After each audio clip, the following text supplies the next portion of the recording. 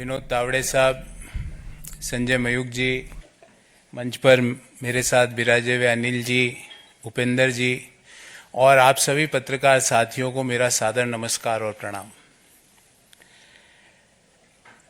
मैंने एक पत्र भी सुबह सोशल मीडिया के विभिन्न प्लेटफॉर्म पर डाला, आप लोगों ने जरूर देखा होगा। और उस पत्र में मैंने अपने दिल की सारी व्यथाएं, इश्यूज जो मैं समय समय पर कांग्रेस पार्टी की लीडरशिप को अवगत भी कराता था, वो मैंने सारे उसमें लिख दिए। उसके अलावा मुझे कुछ नहीं कहना। मेरा दृष्टिकोण शुरू से यह रहा है कि भगवान श्री राम का मंदिर बने, न्योता मिले और हम न्योते को कांग्रेस पार्टी लिख के भेजे कि हम नहीं जाएंगे, मैं इसे स्वीकार नहीं कर सकता। देश में मैं अर्थशास्त्र का विद्यार्थी हूं, बड़े समय तक अर्थशास्त्र और वित्त देश के प्रतिष्ठित संस्थाओं में पढ़ाया भी है मैंने। सुबह से शाम वेल्थ क्रिएटर्स को गाली, उन नीतियों को गाली, निजीकरण, उदारीकरण, वैश्वीकरण, जो पूरी दुनिया मानती है कि जो डॉक्टर मनमोहन सिंह जी और पीवी नरसिम्हा राव जी की सरकार ने किया, उन नीतियों को गाली। कोई बिजनेस करे उसको गाली, कोई विनिवेश में पार्टिसिपेट करे उसको गाली, एयर इंडिया कोई कंपनी खरीदे तो वो गलत।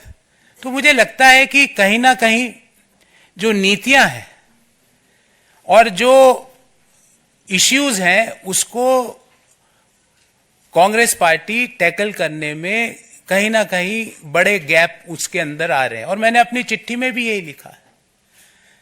और मैंने प्रमुख कारण यह बताया कि मेरे में इतनी ताकत नहीं है कि मैं सुबह से शाम बैठकर वेल्थ क्रिएटर्स को गाली देता फिरूं, मैं नहीं दे सकता। मेरे में इतनी ताकत नहीं है कि जब सनातन धर्म के ऊपर सवाल उठाए और मैं चुपचाप बैठ जाऊं, मेरे से नहीं होगा। कांग्रेस पार्टी के नेताओं ने, कांग्रेस पार्टी के जो अलायंस पार्टनर्स हैं, उन्होंने सनातन धर्म के ऊपर बड़े बड़े प्रश्न उठाए, क्यों उसका जवाब नहीं दिया गया? एक इश्यू तो आप छोड़ नहीं सकते ना, उस इश्यू को तो आपको जवाब तो देना पड़ेगा। मैंने सारे विस्तार से ये सारी बातें इस चिट्ठी में लिखी है।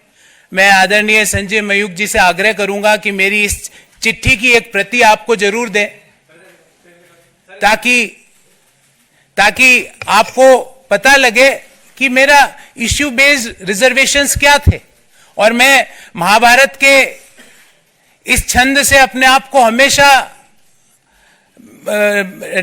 रेगुलेट और डायरेक्ट करता हूं, जो मैंने इस चिट्ठी में भी लिखा है। धर्म एवं हतो हंति धर्मो रक्षति रक्षित, तस्य धर्मो न हंतव्यो मा नो धर्मो हतो वधित। अर्थात धर्म के मामले में आप चुप्पी साध लो, जो गालियां दे रहे हैं सनातन को आप चुप्पी साध लेते हो, वेल्थ क्रिएटर्स को जो गाली दे रहा है आप चुप्पी साध लेते हो, और उल्टा गालियां दे रहे हो। देश में वेल्थ क्रिएशन जुर्म नहीं हो सकता। देश में जो नीतियां उदारीकरण की, निजीकरण की, वैश्वीकरण की नीतियां हैं, वो गलत नहीं हो सकती। आज आप इसलिए उन चीजों को गलत बोलते हो क्योंकि वो एक ऐसे व्यक्ति उन चीजों को आगे लेके जा रहा है जिनको आपको सुबह से शाम गाली देनी है। मैंने कम से कम 300-400 प्रेस वार्ताएं करी है साथियों, आपने भी कहीं ना कहीं मुझे जरूर देखा होगा। मैंने इश्यू बेस्ड रिजर्वेशंस पे बात करी है, व्यक्ति परक्ष आरोप आलोचनाएं नहीं करी है। व्यक्तियों के बारे में राजनीतिक पार्टियों पे आक्षेप नहीं होते। राजनीतिक पार्टियां आइडियोलॉजीज पर आधारित होती है, और जो आइडियोलॉजीज पर मैं ये सोच के कांग्रेस पार्टी, जिस आइडियोलॉजी को सोच के मैंने ज्वाइन किया था कि नए आइडियाज का, इंटेलेक्चुअल आइडियाज का, नए सोच का वहां पर सम्मान होगा, पर नए सोच का, नए आइडियाज का, नए लोगों को सम्मान छोड़ के क्रश करने की प्रक्रिया भारत को आगे नहीं ले जा सकती। और अल्टीमेटली हमारी आइडियोलॉजीज, पार्टीज की, पॉलिटिकल राजनीतिक पार्टियों की आइडियोलॉजीज अलग अलग हो सकती है, पर एक आइडियोलॉजी जो हम सबको जोड़ती है वो भारत को आगे ले जाने की आइडियोलॉजी, और उसी आइडियोलॉजी को ध्यान में रखते हुए जो विकसित भारत की जो संकल्पना है उसको आगे ले जाने के लिए जो आइडियोलॉजी ने मुझे आकर्षित किया, और मैंने आज भारतीय जनता पार्टी ज्वाइन करी। मुझे उम्मीद है मैं अपनी योग्यता का, अपने ज्ञान का, अपनी समझ का प्रयोग भारत को आगे ले जाने में जरूर भारतीय जनता पार्टी के माध्यम से कर पाऊंगा, और मैं अति प्रसन्न हूं। मैंने मेरी दिल की बात सारी लिख दी है। इससे ज्यादा ना तो मुझे किसी के व्यक्ति के बारे में टीका टिप्पणी करनी है। जो इश्यूज, और ये इश्यूज मैंने ऐसा नहीं कि पहली बार उठाए, पार्टी के हर पटल पे इन इश्यूज को मैंने समय समय पर उठाया और बेरोक टोक उठाया। पर जब आप इनको नजरअंदाज कर रहे हो तो मुझे लगता है कि भारत को आगे ले जाने में आपका कंट्रीब्यूशन नहीं है, और जब मैं अपना कंट्रीब्यूशन भारत जैसे महान देश को आगे ले जाने में नहीं दे सकता तो मैं वहां रहकर कुछ नहीं कर सकता। इसलिए मैंने प्रधानमंत्री नरेंद्र मोदी जी के विकसित भारत की संकल्पना को आधार बनाकर देश को आगे ले जाने की, जो डेवलप्ड नेशन बनाने की जो मोदी जी का सपना है उसको साकार करने के लिए जो भी मेरे से योगदान होगा वो मैं पूर्ण रूप से दूंगा। इससे ज्यादा मैं आज आपसे कुछ नहीं कहना चाहता। बहुत बहुत धन्यवाद, बहुत बहुत धन्यवाद तावड़े साहब, संजय जी और आप सभी लोगों को जिन्होंने मुझे ये अवसर दिया।